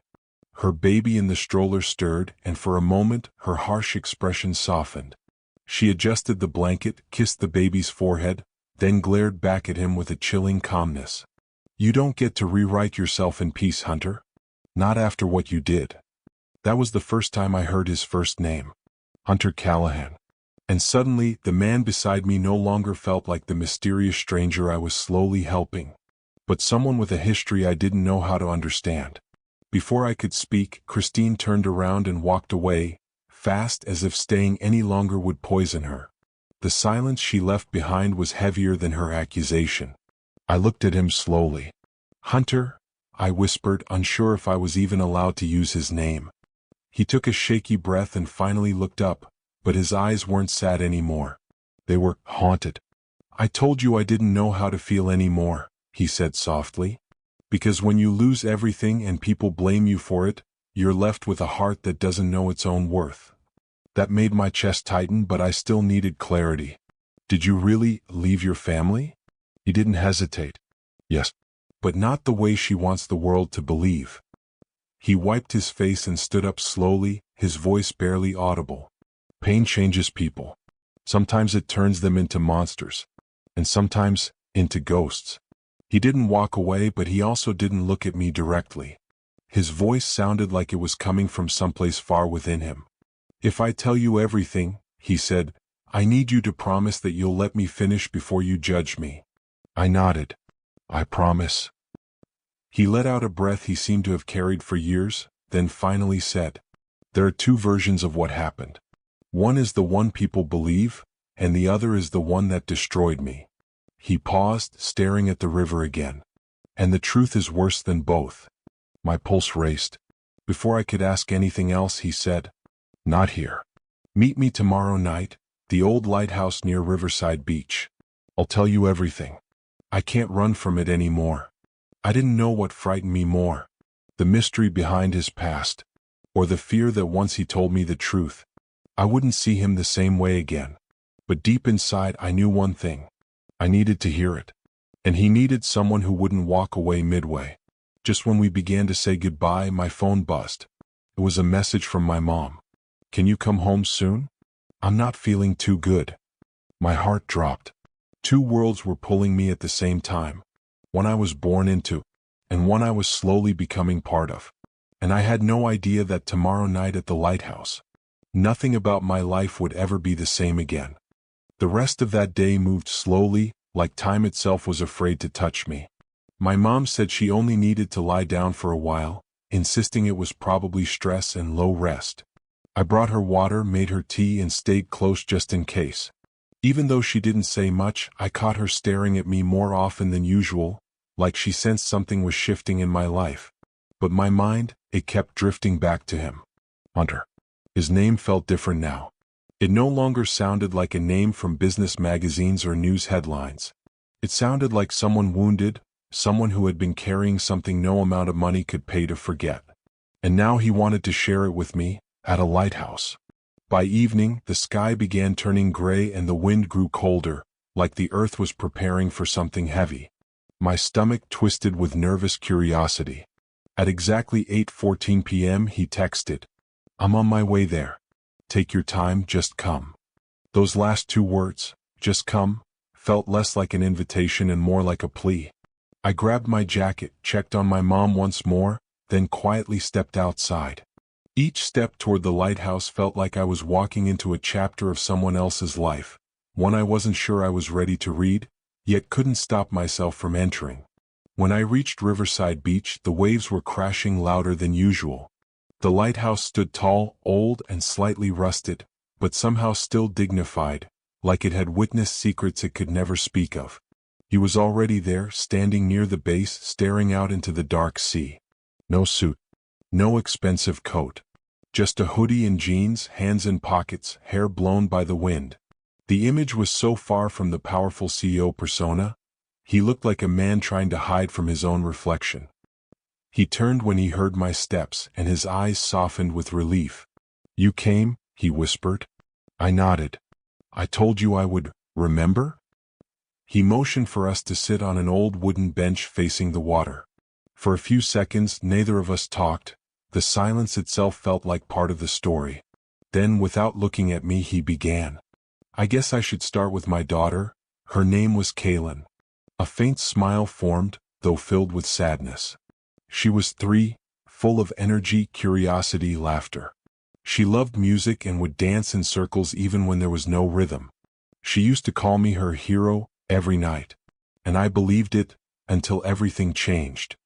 His voice shook, but he continued, determined to bleed the truth out once and for all.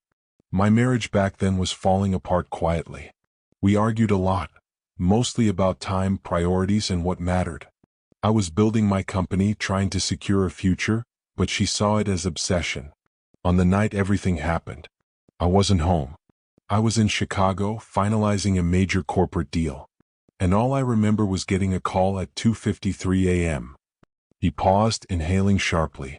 My wife was crying so hard I could barely understand her. Then she said Kaylin had been rushed to the hospital because she wasn't breathing properly. A rare bronchial complication, they said, and His voice cracked. I couldn't get a flight immediately. Every second felt like a knife. By the time I finally arrived, I was too late. The wind blew as if nature itself sighed. I didn't get to hold her hand. I didn't get to say goodbye. I didn't even get to be in the same city when my daughter needed me most. He finally looked at me and I saw a different kind of pain, guilt wrapped in regret.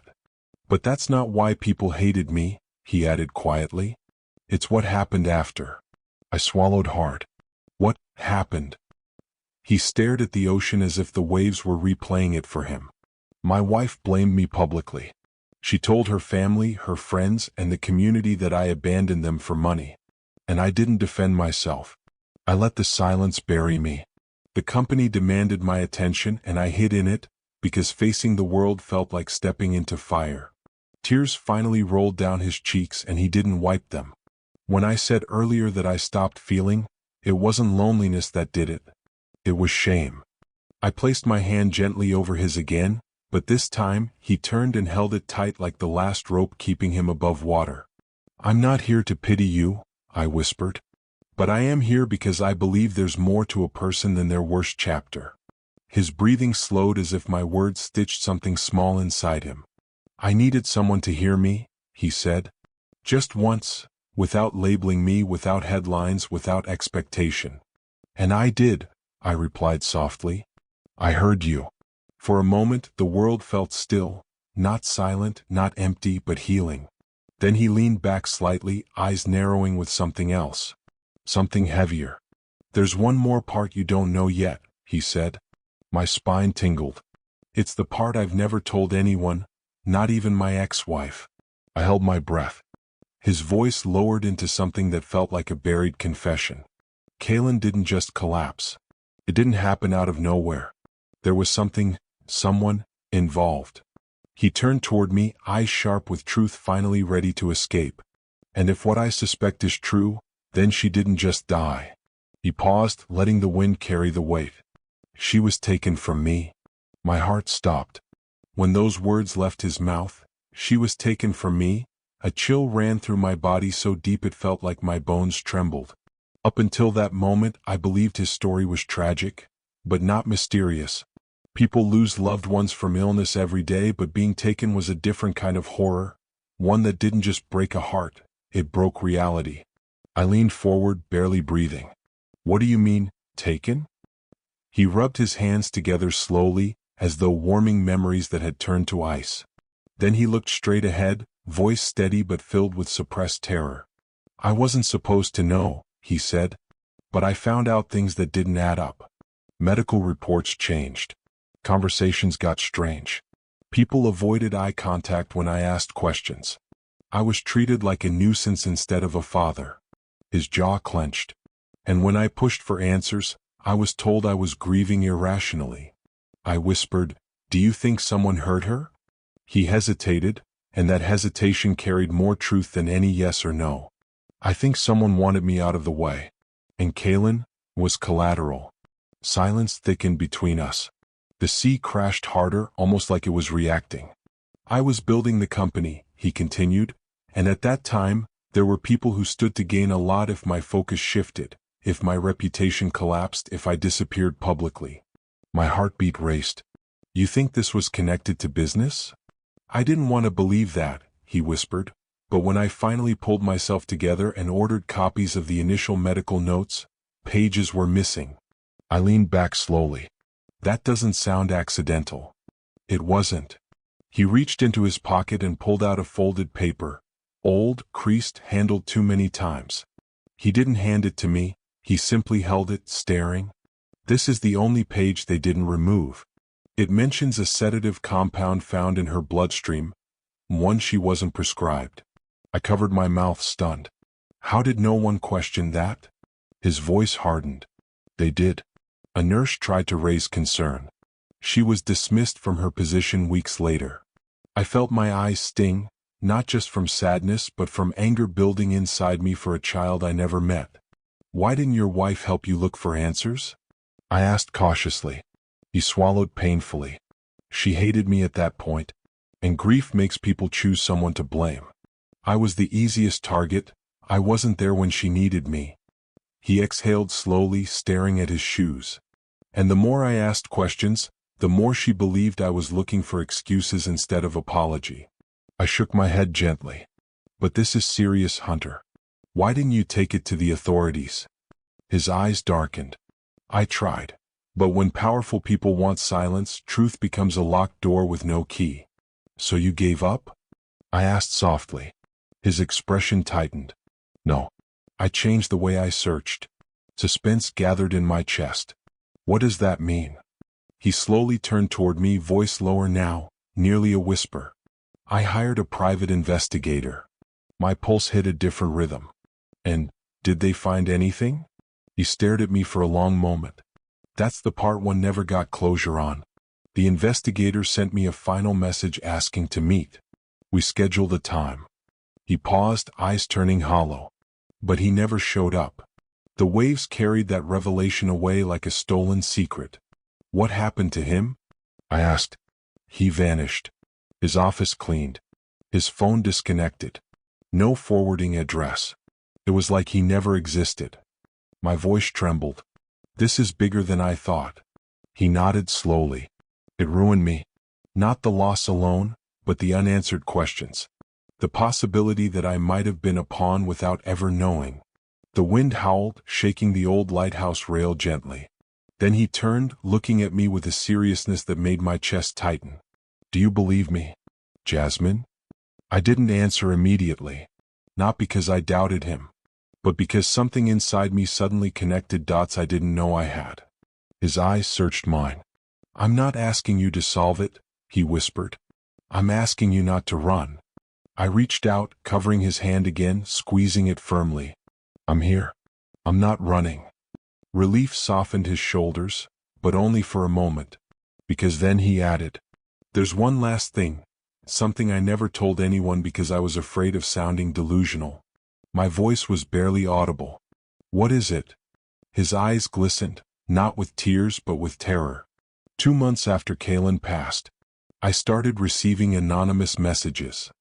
My heart dropped. Messages? From who? He looked directly into my eyes. They were written like they came from a child. The air slipped from my lungs. What did they say? He swallowed, then whispered the very first message aloud. Daddy, I miss you. My entire body froze. Before I could react, a sudden flickering light from the lighthouse beam cast tall shadows around us, and in that instant I felt something shift in the atmosphere. Something unseen, something cold, something listening. When those words left his mouth, Daddy, I miss you. Every inch of my skin tingled. The ocean breeze no longer felt natural, it felt watchful. I leaned forward slightly, unable to look away from him. You're saying someone pretended to be? He cut me off. I don't know who it was. I don't know why they did it. But the handwriting looked like a child's. Letters big, uneven, drawn with a soft purple gel pen. The same type Kaylin used for everything. My breathing slowed almost painfully. How did the message come? Phone? Email? He shook his head. It was handwritten. Left at my doorstep inside a small white envelope. My stomach twisted. That's not coincidence, I whispered. He nodded slowly. The first one came 2 months after she passed.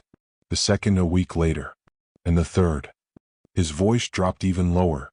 Arrived on her birthday. A heavy pause. What did the third one say? I asked gently. He swallowed hard, eyes glistening. It said, I'm not asleep. My heart nearly stopped.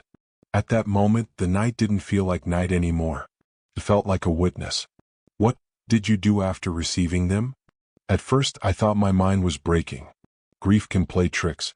But when I showed them to my assistant at the time, she froze. She recognized the handwriting. So someone close? I asked. He shook his head. No. Someone who had access to things they shouldn't. He pulled in a shaky breath. I took the envelopes to a private handwriting analyst. She agreed to help. But when I returned a week later for results, her office was locked and cleared out. No trace she ever worked there. A chill ran deep down my spine. This can't all be coincidence, I murmured. It isn't, he replied firmly. And that's why I stopped asking anyone for help.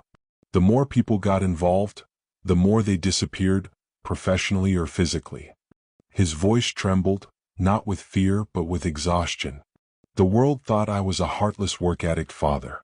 But the truth is, I was terrified of what was real and what wasn't. I exhaled shakily. So you locked yourself away from everyone? He nodded. 4 years I stayed silent. I built walls, not of money but of distance. It was easier to be hated than to drag someone else into something that felt orchestrated. But now, he continued, for the first time I want to face it instead of fear it. Something inside me broke and mended at the same time. Maybe because I'd never seen someone so powerful look so powerless. Then he looked at me with an expression so raw it made my eyes sting. I don't know why, Jasmine, but when you looked at me in that cafe, it was the first time in years that I didn't feel like a ghost. My voice cracked as I whispered, You're not a ghost. He stared at me for a long moment. I want to show you something, he said. Not tonight, it's too late. But tomorrow afternoon, meet me at my private office downtown. I want you to see the letters for yourself. My pulse quickened. You still have them? All 3. Locked away where no one can tamper with them. I hesitated, not because I didn't trust him, but because for the first time, I sensed that accepting his request meant stepping into something I couldn't easily walk away from. As we stood to leave, he turned to me and whispered, I need you to understand something before tomorrow. I waited, holding my breath. No matter what you see, or what you believe after, please don't abandon me in the middle of the story. His words hit the deepest part of me, not dramatic, not manipulative. Just wounded hope. I nodded slowly. I won't leave. He exhaled with relief, and for a short moment he gently touched my shoulder, not romantically but like confirming I was real. We walked away from the lighthouse in separate directions, but I could feel his pain trailing me like a shadow. When I got home, I gently closed the door, leaned back, and tried to catch a full breath, but my heart was still racing. Seconds later, my phone vibrated. I assumed it was Hunter. But when I picked it up, the message on my lock screen froze me in place, stealing my voice, my breath, my sense of reality. It wasn't from him. It wasn't from anyone I recognized. It was from an unknown number, written in the same kind of uneven, childlike phrasing he described. And it said, Why are you helping him? The next morning felt strangely quiet, almost as if the world was quietly watching their next step. Serena woke up early, long before the golden light even climbed into the sky. She sat by the small window of their living room, clutching the sealed brown envelope she had retrieved from the clinic. Inside, without question or doubt, was the DNA result that could rewrite everything: her past, her present, and the inheritance of her daughter's tomorrow. Her hands trembled not because she feared the truth. Deep down she already knew the truth, but because of what it would trigger once spoken aloud. A few minutes later, Zara shuffled out from the bedroom, rubbing her sleepy eyes, wearing her bright pajama top with a tiny faded unicorn logo. "Mom, you haven't slept?" she asked, yawning. Serena smiled gently. "Some things don't let you sleep, especially when they're important." Zara sat beside her and laid her head on her mother's shoulder. She didn't ask what was inside the envelope. She already sensed it. Children who grow up seeing their mothers fight battles no one else sees learn to understand silence more than words. Serena called a cab using her old mobile device. She didn't want to use the cars Ethan had sent the previous day. Today she needed to walk in as herself, not as someone escorted by luxury. During the ride, Zara held her mother's hand tightly, playing with her fingers as a nervous distraction. Serena stared out the window, watching the city bloom under daylight, tall glass buildings sparkling, expensive cars rushing, street vendors hustling, students rushing to class. Life continued, unaware that someone's identity was about to shift the balance of power. And somewhere in the highest part of that skyline, Ethan was preparing too. The moment they stepped into the marble-floored lobby, the atmosphere turned tense. People paused mid-step, whispers flowed like invisible smoke, and smartphones dipped low trying to capture discreet footage. The receptionist quickly rose. "Good morning, ma'am, sir. I mean Zara and Miss Serena. Sir Ethan instructed that you be taken directly to the executive boardroom." A private elevator opened for them. They stepped inside. As the heavy doors slid shut, Serena closed her eyes and whispered a short prayer. No one heard it, except maybe heaven. At the very top floor, a dozen board members were already seated, an ocean of gray suits, stern faces, polished watches, and eyes sharp like ravens guarding treasure. At the head of the long polished mahogany table sat Ethan, calm, dignified, and focused. When Serena and Zara entered, every pair of eyes shifted toward them. The silence was louder than thunder. Ethan stood up. "Thank you for coming," he said softly. One of the directors, a man with silver hair and narrowed eyes, cleared his throat. "Mr. Thornton, before we proceed, I would like to clarify why this meeting involves a child and a civilian. We have pressing corporate matters pending." Ethan didn't blink. "This is the pressing matter." Another woman leaned forward, adjusting her glasses. "With respect, sir, this company is preparing for a global expansion press conference. Is this appropriate timing?" Ethan placed both palms on the table, leaning forward slightly. When truth knocks, timing becomes irrelevant. That silenced them. Serena slowly placed the sealed brown envelope on the table, right in front of Ethan. He didn't rush. Instead, he handed it gently to the company's legal officer and nodded. The room stiffened. The legal officer broke the seal, unfolded the document, read silently, then read again and again. When he finally raised his head, his voice came out steady but shaken. "It is confirmed with 99.9% probability. Ethan Thornton is the biological father of Zara." A gasp spread across the room like wind slamming through open windows. Zara sat still, breathing so quietly she almost vanished into the chair. Serena's eyes filled with tears she refused to let fall. Ethan closed his eyes, just for a moment, as if replaying every year he missed. The legal officer continued. "The document also grants full paternal acknowledgement and provides legal rights for the child if Mr. Thornton signs the acceptance section." A pen was placed right in front of Ethan. For a second, everything around him blurred. The cameras, the board, the power, the money, all faded. The only clear image was Serena's exhausted courage. And Zara's innocent hope. He picked up the pen. But before signing, he turned to Serena gently. "Before I write anything," he said quietly, "tell me one thing. Do I still have permission to be in her life, not because of duty, but because of who she is?" The room went silent, not even breathing dared to interrupt. Serena swallowed hard. Yes, she deserves the father she never had. Not a name, not an empire, a father. Those words sliced through him deeper than any accusation ever had. Then, without hesitation, Ethan pressed the pen to the paper and signed. Zara's eyes widened, sparkle returning like sunrise over water. But the chapter didn't end there. When Ethan looked up, he noticed someone at the far end of the room glaring intensely, the same nephew whose ambition burned brighter than loyalty. His jaw tightened and his eyes simmered with fury. The war was not over. It had just begun. The boardroom slowly emptied after the signing, but the emotional echo inside the room lingered like a storm that refused to leave.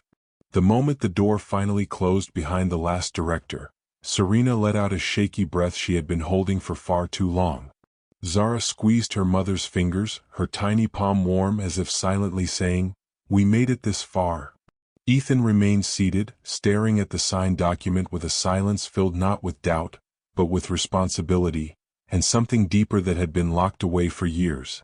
He wasn't just looking at legal acknowledgement, he was looking at the life he missed, the memories that slipped away, and the father he would now have to become, not by name but by action.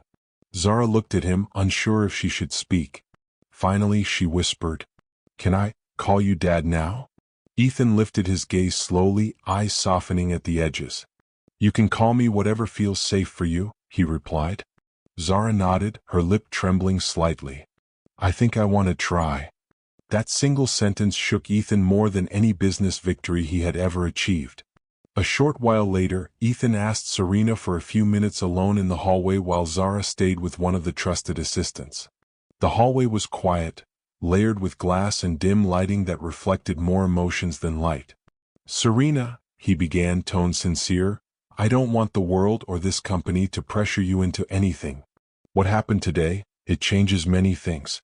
I know I can't erase the past, but I'm ready for whatever it takes to build a future, for her and, maybe, for us to at least find peace." Serena nodded slowly. "Peace would be nice. But I need you to understand something. She didn't grow up wanting anything from you. She only grew up wanting love and belonging. Don't make promises you can't keep." Ethan took a step closer. "I will not walk away. Not again." Before Serena could respond, heavy footsteps approached from the far end of the hallway. It was him. The nephew, Cade Thornton. He wore a smile that didn't reach his eyes, hands tucked casually into his tailored suit pockets. "Well," he smirked, "congratulations, Uncle. You've finally turned this company into a family reality show." Ethan's voice hardened.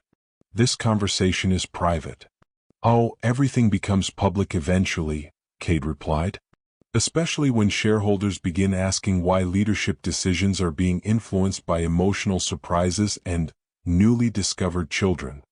Serena frowned. "She has nothing to do with your business agendas." Cade grinned wickedly. "That depends on the direction this corporation goes. Children tend to become heirs. Heirs tend to block other people's futures." Ethan stepped forward, voice low and controlled. "You will watch your words when you speak about her." Cade leaned in, voice dropping to a whisper filled with venom. "Then protect what you care about, because accidents happen to children too." Ethan froze. Serena's heart felt as if it stopped. Cade straightened his tie and walked away as if he had merely discussed weather. But his footsteps didn't echo like ordinary steps. They sounded like a countdown. Immediately, Ethan demanded a private security briefing. Serena and Zara were escorted into his executive residence wing inside the building. For the first time, Serena saw the other side of Ethan. Not the billionaire, not the polished leader, but the protector. In a secured conference room, Ethan spoke to his head of security, a calm, strategic woman named Captain Reyes. "No mistakes," Ethan commanded. "I want discreet surveillance on every corner, every floor, every route. Serena and Zara are not to move anywhere without clearance." Captain Reyes nodded sharply. "Already deploying agents. But sir, there's something else." Ethan looked up. Cade recently filed internal legal documents requesting emergency review of succession rules. He submitted them 2 days ago. Ethan clenched his jaw. So he planned this before the DNA reveal. Serena's stomach turned. So, he knew. Reyes nodded. He must have had access to confidential rumors or past investigation leads. He was waiting for this. Zara, standing quietly nearby, whispered, "Mom, are we in danger?" Serena knelt and hugged her. "You're safe. I promise. We are not alone anymore." But inside, fear wrapped its fingers tightly around her chest. With security assigned, Ethan insisted they spend the night inside his upper-floor secured penthouse. It wasn't just luxurious, it was fortress-level safe. The thick bullet-resistant windows overlooked the quiet sparkling skyline, but inside, the silence felt heavy and watchful. Zara walked around slowly, observing everything.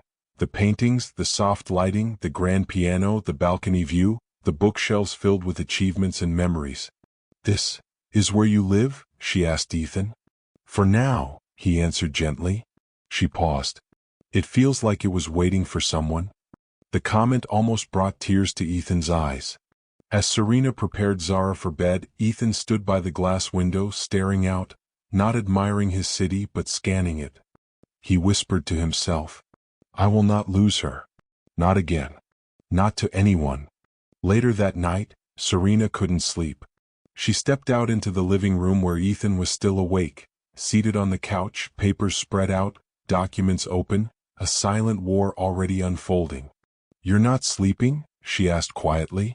He shook his head. "I can't sleep when threats are near." Serena sat beside him, not touching, but close enough to feel the weight of shared responsibility.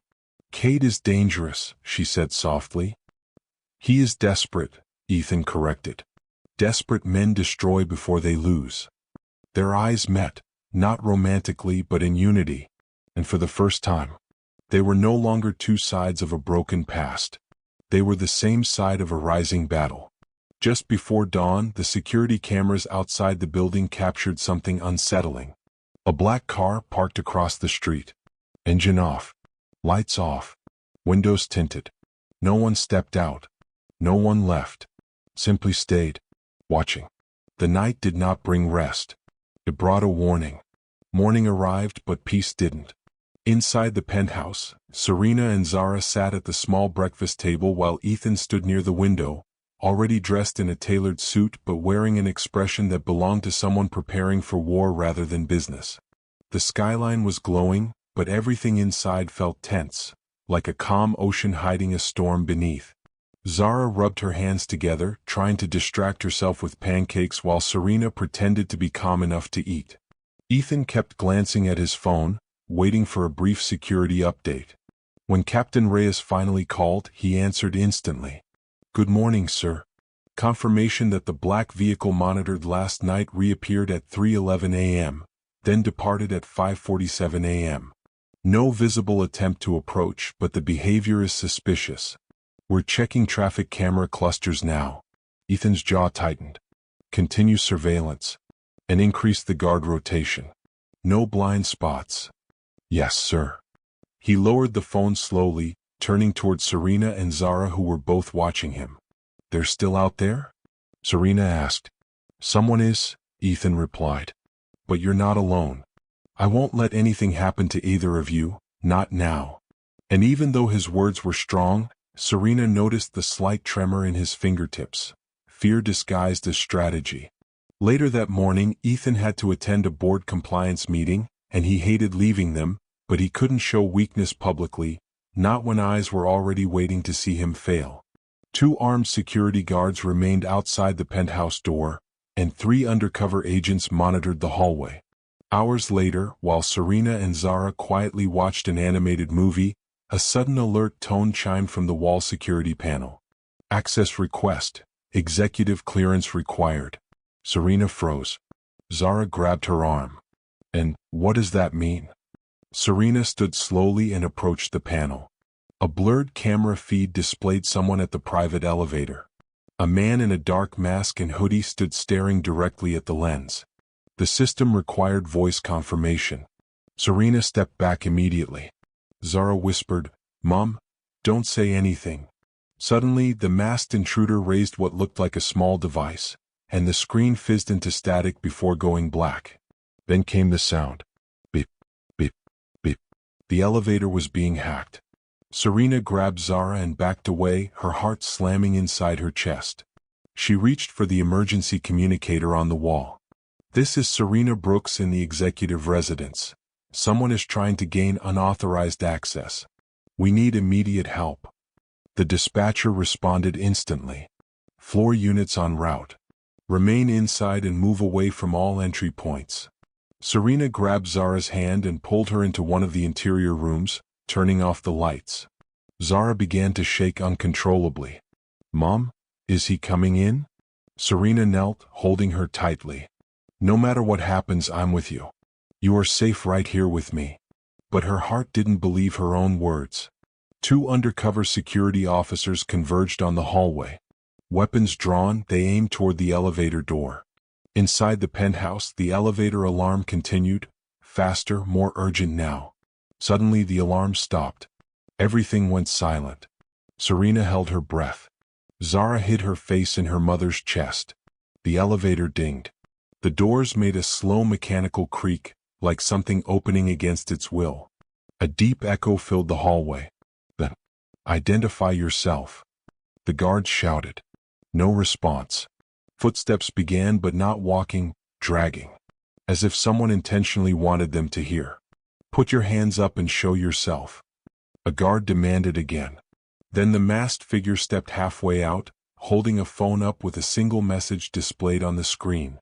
"Remove her from the company." Before anyone could react, a flashbang-like device rolled across the floor. Boom. The guard stumbled, coughing through smoke, but the elevator doors closed instantly. The intruder escaped, as if the goal wasn't entry, but intimidation. Serena held Zara tightly as security stormed inside moments later. "You're safe," the agent assured. "They're gone. Backup is on every floor." But Serena's eyes filled with tears, not from fear but from realization. This wasn't about money anymore. Not about inheritance. Not even about power. This was personal. Someone wanted Zara gone. Ethan left his meeting mid-session when security notified him. He rushed back to the executive residence, nearly running through the hallway as if each second was oxygen. When he entered the penthouse and saw Serena holding Zara on the couch, trembling, he felt a pain deeper than rage. "What happened?" Ethan demanded. Captain Reyes explained everything: the hack, the threat message, the smoke device, the escape route. Ethan's expression changed from shock, to devastation, to fury. Serena stood and walked slowly to him. "This is not a threat you can handle with meetings, lawyers, or security reports. Someone is willing to destroy a child for power." Ethan lowered his head. Then he whispered words that shook the room. "I know who's behind it." Serena's breath caught. "Who?" Ethan lifted his face, emotion burning beneath control. "Cade isn't acting alone. He has someone feeding him access. Someone inside my leadership circle. Someone who knows every locked door, every blind spot, every protocol." Zara whispered, "Why would they do this to me?" Ethan knelt in front of her, his voice steady. "Because you matter, Zara. You matter enough to threaten their future.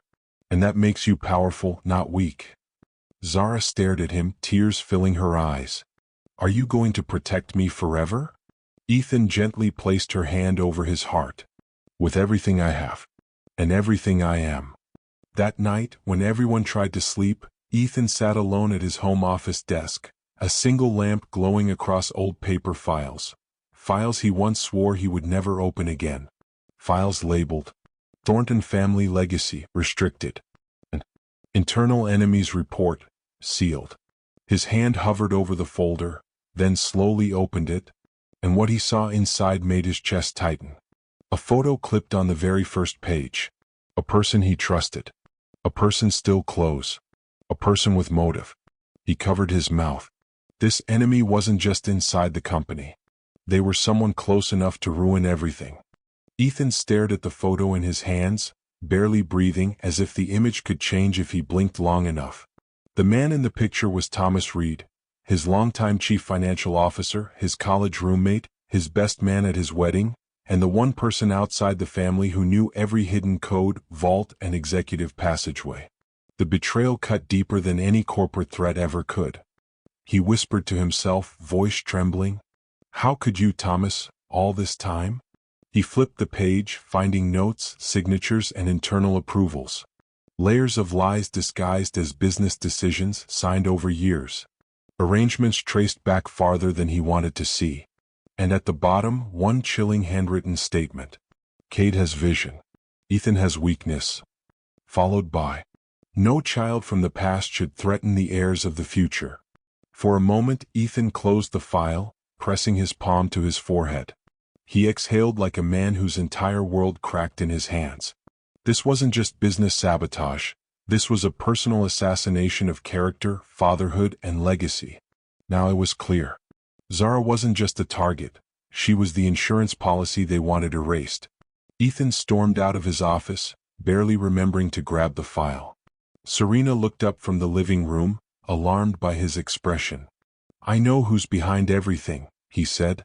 Serena stood slowly. "Ethan, are you sure?"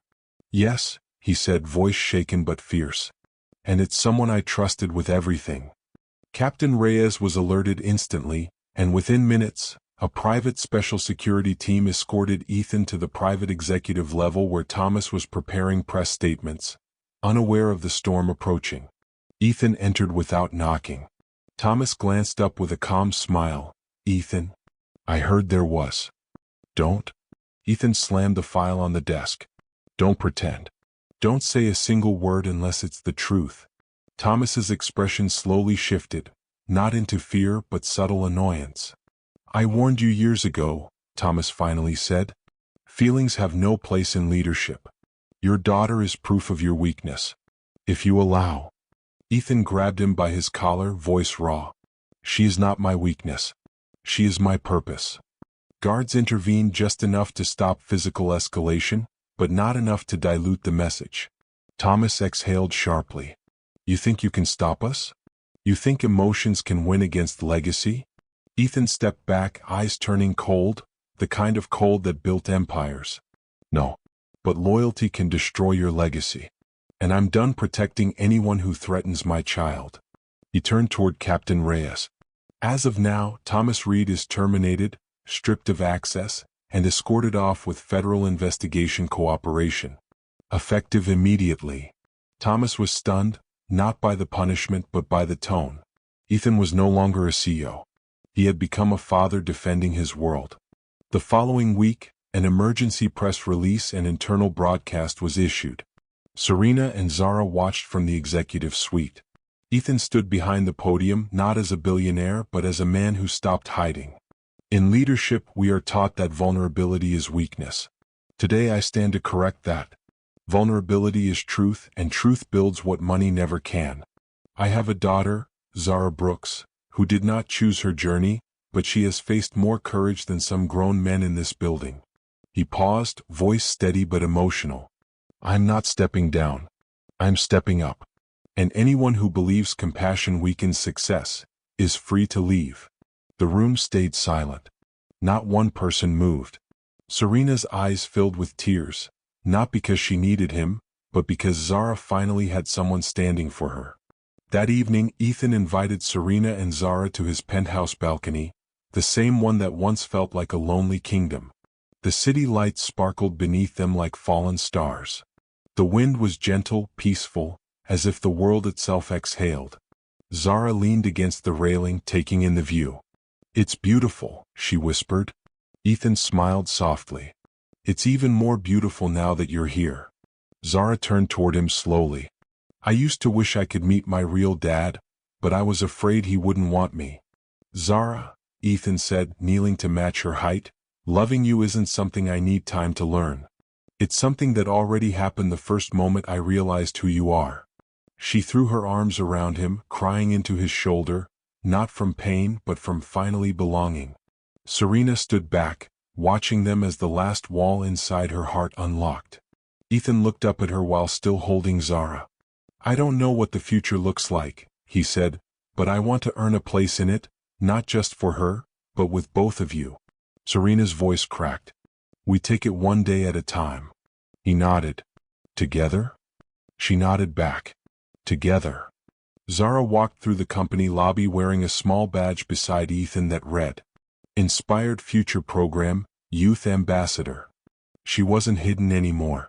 She was celebrated. Serena had returned to college to complete her degree, funded not out of guilt but shared pride. Ethan restructured part of the corporation into youth-centered community outreach, naming the initiative the Zara Project, Every Child Matters. As they stood together at the ribbon-cutting ceremony, Ethan whispered, "Thank you for saving my life the day you said, 'You look sad.'" Zara smiled. "And thank you for showing me what family really looks like." They held the scissors together. Snip. A new life began. Together.